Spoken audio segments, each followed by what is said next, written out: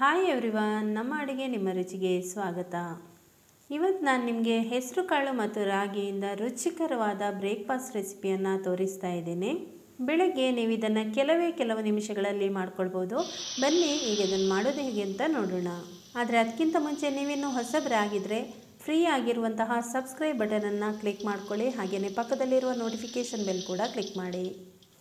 ಈಗ ಮೊದಲಿಗೆ ನಾನು ಒಂದು ಪಾತ್ರೆಗೆ ಕ್ಲೀನ್ ಮಾಡ್ಕೊಂಡಿರುವಂತಹ 1 ಕಪ್ನಷ್ಟು ರಾಗಿಯನ್ನು ಹಾಕ್ತಾ ಇದ್ದೀನಿ. ಇದರ ಜೊತೆಗೆ 1 ಕಪ್ನಷ್ಟು ಹೆಸರು ಕಾಳನ್ನು ಕೂಡ ಸೇರಿಸ್ಕೊಳ್ತಾ ಇದ್ದೀನಿ. ಹಾಗೆಯೇ ದೋಸೆ ಕ್ರಿಸ್ಪಿಯಾಗಿ ಬರೋದಕ್ಕೆ 1 ಟೀ ಸ್ಪೂನ್ ಮೆಂತ್ಯ, 2 ಟೀ ಸ್ಪೂನ್ ಉದ್ದಿನಬೇಳೆಯನ್ನು ಸೇರಿಸ್ತಾ ಇದ್ದೀನಿ. ಈಗ ಇದಕ್ಕೆ ನೀರು ಹಾಕಿ 2 ರಿಂದ 3 ಸರ್ತಿ ಚೆನ್ನಾಗಿ ತೊಳಿಬೇಕು. ನೀರು ಹಾಕ್ತಾ ಇದ್ದೀನಿ. ರಾಗಿಯಲ್ಲಿ ಹೊಟ್ಟು ಜಾಸ್ತಿ ಇದ್ದರೆ ಒಂದು 5 ಸರ್ತಿನಾದರೂ ಚೆನ್ನಾಗಿ ತೊಳಿಬೇಕು. ಇಲ್ಲಾಂದರೆ 2 ರಿಂದ 3 ಸರ್ತಿ ಸಾಕಾಗುತ್ತೆ. ರಾಗಿ ಮತ್ತು ಹೆಸರು ಬೇಳೆಯನ್ನು ಚೆನ್ನಾಗಿ ತೊಳೆದಾಗಿದೆ. ಈಗ ಇದಕ್ಕೆ ಮುಳುಗುವಷ್ಟು ನೀರು ಅಥವಾ ಒಂದು ಸ್ವಲ್ಪ ಜಾಸ್ತಿನೇ ನೀರು ಹಾಕಿಬಿಟ್ಟು ಮುಚ್ಚಳ ಮುಚ್ಚಿ, ನೀವು ನೈಟ್ ಮಲಗುವಾಗ ಹಾಕಿದರೆ ರಾತ್ರಿ ಇಡೀ ಇದನ್ನು ನೆನೆಯಲಿಕ್ಕೆ ಬಿಡಬೇಕು. ನೆಕ್ಸ್ಟ್ ಡೇ ಬೆಳಿಗ್ಗೆ ನಾನು ಇದನ್ನು ತೆಗೆದು ತೋರಿಸ್ತಾ ಇದ್ದೀನಿ. ರಾಗಿ ಮತ್ತು ಹೆಸರು ಕಾಳು ಚೆನ್ನಾಗಿ ನೆಂದಿದೆ. ಈಗ ಇದನ್ನು ಮಿಕ್ಸಿ ಜಾರಿನಲ್ಲಿ ಅರಿಬೇಕು. ಮಿಕ್ಸಿ ಜಾರಿಗೆ ಹಾಕ್ತಾ ಇದ್ದೀನಿ. ಒಂದೇ ಸರ್ತಿಗೆ ಇದು ಜಾಸ್ತಿ ಆಗುತ್ತೆ, 2 ಸರ್ತಿ ಇದನ್ನು ರುಬ್ಕೊಳ್ತಾ ಇದ್ದೀನಿ. ಇದು ಕಾಳು ಆಗಿರೋದ್ರಿಂದ ಜೀರ್ಣ ಆಗಲಿಕ್ಕೆ, ವಾಯು ಪ್ರಾಬ್ಲಮ್ ಇಲ್ಲದೇ ಇರೋದಕ್ಕೆ 1 ಟೀ ಸ್ಪೂನ್ ಜೀರಿಗೆ, ಚಿಟಿಕೆಯಷ್ಟು ಹಿಂಗು ಹಾಕ್ಕೊಳ್ತಾ ಇದ್ದೀನಿ. ಇದು ಹಾಕಿದರೆ ಚೆನ್ನಾಗಿರುತ್ತೆ.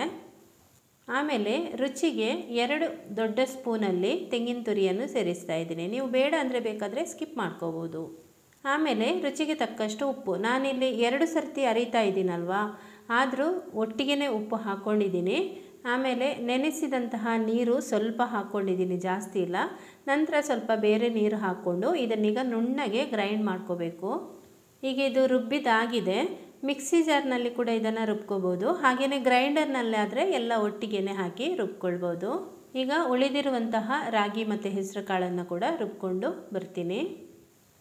ರುಬ್ಬಿದಾಗಿದೆ. ಇದನ್ನು ಕೂಡ ಒಟ್ಟಿಗೆ ಸೇರಿಸ್ತಾ ಇದ್ದೀನಿ. ಸಾಧ್ಯವಾದಷ್ಟು ನುಣ್ಣಗೆ ಅರಿಬೇಕು, ಆಯಿತಾ.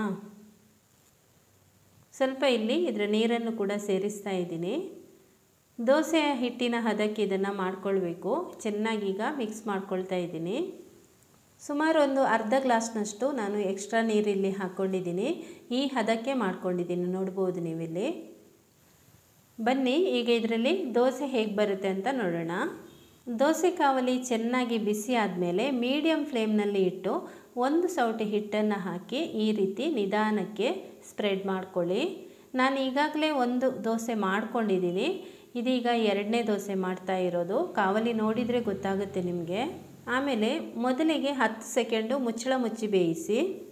ಆಗ ಅದರ ಮೇಲ್ಗಡೆ ಇರುವಂಥ ಹಿಟ್ಟು ಎಲ್ಲ ಬೇಯುತ್ತೆ. ಈಗ ನೋಡಿ ಮುಚ್ಚಳ ತೆಗಿತಾ ಇದ್ದೀನಿ. ಮೇಲ್ಗಡೆ ಎಲ್ಲ ಬೆಂದಿದೆ. ಈಗ ಈ ಮೇಲ್ಗಡೆ ತುಪ್ಪ ಅಥವಾ ಎಣ್ಣೆ ಹಾಕಿಬಿಟ್ಟು ಚೆನ್ನಾಗಿ ಇದನ್ನು ರೋಸ್ಟ್ ಮಾಡ್ಕೊಳ್ಳಿ. ಇದು ಕೂಡ ಜಾಸ್ತಿ ಏನು ಟೈಮ್ ಇಲ್ಲ. ನೀವು ಮಾಮೂಲಿ ದೋಸೆ ಹೇಗೆ ಮಾಡ್ತೀರಿ ಅದೇ ಥರ ಅಷ್ಟೇ ಟೈಮ್ ತೊಗೊಳುತ್ತೆ. ಒಂದು ಅರ್ಧ ನಿಮಿಷ ಬೇಕಾಗ್ಬೋದು ರೋಸ್ಟ್ ಆಗೋದಕ್ಕೆ. ನೋಡ್ಬೋದು ನೀವಿಲ್ಲಿ ಮಧ್ಯದಲ್ಲಿ ನೋಡಿ ಎಷ್ಟು ಚೆನ್ನಾಗಿ ರೋಸ್ಟ್ ಆಗಿ ಬಂದಿದೆ ಅಂತ ಹೇಳಿ. ಈಗ ಇದನ್ನು ತೆಗಿತಾ ಇದ್ದೀನಿ. ನೋಡಿ, ಕಲರ್ಫುಲ್ ಆಗಿರುವಂತಹ ದೋಸೆ ತುಂಬಾ ಟೇಸ್ಟಿಯಾಗಿತ್ತು. ನೀವು ಕೂಡ ಇದನ್ನು ಖಂಡಿತ ಟ್ರೈ ಮಾಡಿ ನೋಡಿ. ನಾನಿಲ್ಲಿ ನಿಮಗೆ ಇನ್ನೊಂದು ದೋಸೆ ಮಾಡಿ ತೋರಿಸ್ತಾ ಇದ್ದೀನಿ ನೋಡಿ. ಇದಕ್ಕೆ ನಾನು ಮೇಲ್ಗಡೆ ತುಪ್ಪ ಹಾಕಿಲ್ಲ, ಎಣ್ಣೆ ಹಾಕಿದ್ದೀನಿ. ಕಲರ್ ನೋಡಿದರೆ ಗೊತ್ತಾಗುತ್ತೆ ನಿಮಗೆ.